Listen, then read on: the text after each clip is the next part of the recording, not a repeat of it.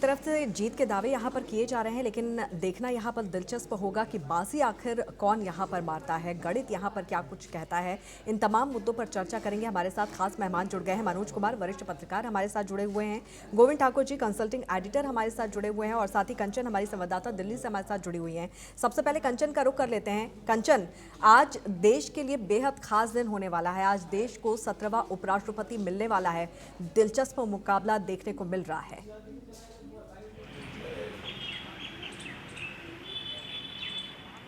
जी बिल्कुल, देखिए जिस तरीके से आज उपराष्ट्रपति पद के लिए चुनाव होना है और विपक्ष ने भी अपने जो है उम्मीदवार जो है उतारा है मैदान में, तो कहीं ना कहीं शक्ति प्रदर्शन विपक्ष की तरफ से देखने को मिलेगा। हालांकि आंकड़े तो यही कहते हैं कि एनडीए का जो पलड़ा है वो ज़्यादा भारी है, लेकिन अब देखना ये होगा कि आगे किस तरीके से ये जो आज मतदान किया जा रहा है। आपको बता दूं, सुबेरे से प्रधानमंत्री नरेंद्र मोदी ने 10:10 पर वोट डाला। उसके बाद कांग्रेस अध्यक्ष मल्लिकार्जुन खड़गे और राज्यसभा में जो है नेता सदन के जो है विपक्ष के नेता मल्लिकार्जुन खड़गे, सीपीपी चेयरपर्सन सोनिया गांधी और प्रियंका गांधी वाड्रा, तमाम गिरिराज सिंह, तमाम नेताओं ने अपने अपने उम्मीदवार को जो है मतदान देने की प्रक्रिया सुबह 10 बजे से शुरू हो गई है। शाम 5 बजे तक ये प्रक्रिया चलेगी और 6 बजे का समय निर्धारित किया गया है कि 6 बजे जो है काउंटिंग शुरू की जाएगी। आपको बता दें कि भारतीय जनता पार्टी ने इस बार जो है एक अलग तरीके की रणनीति बनाई है, मैन टू मैन की रणनीति बनाई है, जिससे कि कोई भी क्रॉस वोटिंग जो है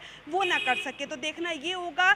हालांकि साफ जो मतदान के लिए जितने आंकड़े चाहिए, 391 का वो आंकड़ा है जीतने के लिए चाहिए, तो एनडीए के पास वो मजबूती नजर आ रही है। लेकिन देखना ये दिलचस्प होगा जब शाम को 6 बजे पिटारा खुलेगा और मतदान गणना की जाएगी, तो फिर किसका पलड़ा भारी होगा। क्योंकि उम्मीद लगाई जा रही है इंडिया गठबंधन, जो विपक्ष जो है, अपोजिशन जो है राज्यसभा लोकसभा में, वो सोच के बैठा है कि शायद जिस तरीके से जो है जो है रेड्डी, जिस तरीके से सुदर्शन रेड्डी जिस तरीके से विपक्ष के उम्मीदवार तमाम नेताओं से जाकर मिले हैं, तो उम्मीद यही लगाई जा रही है जो क्रॉस वोटिंग है वो हो सकती है। एक बात ये भी हमें जानने की ज़रूरत है कि आज का जो है जो मतदान हो रहा है उसमें एक बड़ी चीज़ ये है कि जो है दल बदल कानून यहाँ पे नहीं लगता है। तो ऐसे में जो है अपना जो भी सांसद है वो अपने हिसाब से अपने पसंदीदा कैंडिडेट को चुन सकता है उपराष्ट्रपति पद के लिए, और दल बदल कानून नहीं लागू होता। उसको लेके विपक्ष ने भी और सत्ताधारी पार्टी ने भी, दोनों ने भरपूर तैयारियां की है।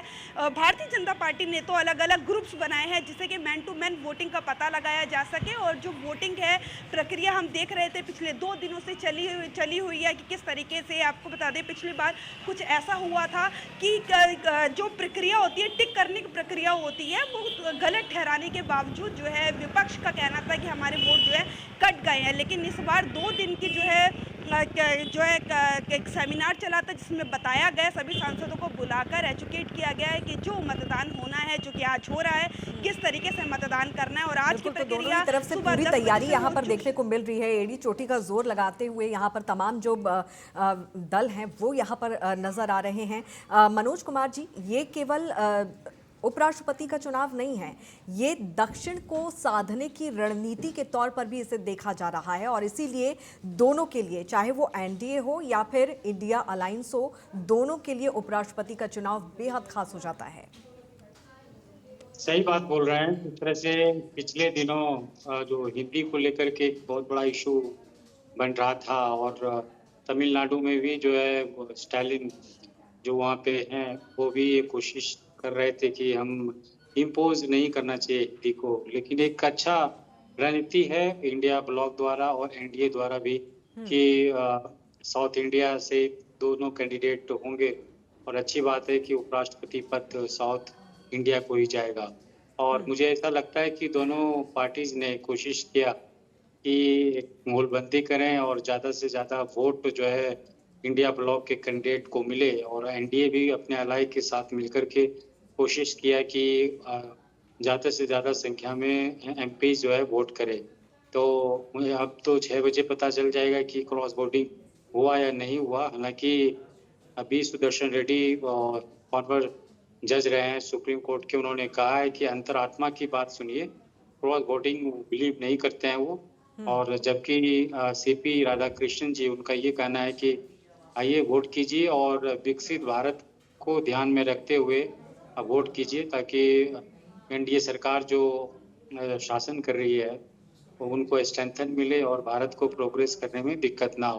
तो एक गोलबंदी है और मुझे ऐसा लगता है कि जिस तरह से विपक्ष ने एक मुद्दा उठाया था जगदीप धनखड़ जी रेजिग्नेशन के बाद जो है इसको एक बड़ा इशू बनाने का कोशिश किया था और अब इलेक्शन हो रहा है और आने वाले समय में जो बिहार में भी इलेक्शन होने वाला है इसको लेकर के भी इंडिया ब्लॉक चाहेगी कि जो है जितने भी अलाइड हैं इंडिया ब्लॉक के वो सब मिल करके इंडिया ब्लॉक के कैंडिडेट बी सुदर्शन रेड्डी जी को वोट करें। तो मुझे ऐसा लग रहा है कि ये शक्ति प्रदर्शन है एनडीए के लिए और इंडिया ब्लॉक के लिए। अब ये देखना है कि 6 बजे इसका रिजल्ट क्या होता है, क्या बिल्कुल। इंडिया ब्लॉक अपना वोट बचा पाता है या एनडीए जो है, ये कोशिश एनडीए का यही रहेगा क्योंकि सत्तारूढ़ पार्टी है, इंडिया ब्लॉक के कुछ वोट्स को डाला जाए ताकि इंडिया ब्लॉक को थोड़ा सा बैक किया जाए या उनको जो एक इशू को लेकर के आगे बढ़ रहे हैं उनको बिल्कुल, तो ऐसे में नंबर गेम क्या रहेगा वो समझना भी बेहद ज़रूरी यहाँ पर हो जाता है। गोविंद जी, क्या लगता है अगर हम नंबर गेम की बात करें, आंकड़ों की हम बात करें, तो कहीं ना कहीं जो एनडीए का पलड़ा है वो भारी होता हुआ नजर आ रहा है और ऐसे में सीपी राधाकृष्णन के नाम पर मुहर लग सकती है उपराष्ट्रपति के तौर पर? बिल्कुल अंकिता जी, जिस तरह से कंचन और मनोज जी ने अपनी बात को रखी है वो एकदम सही है कि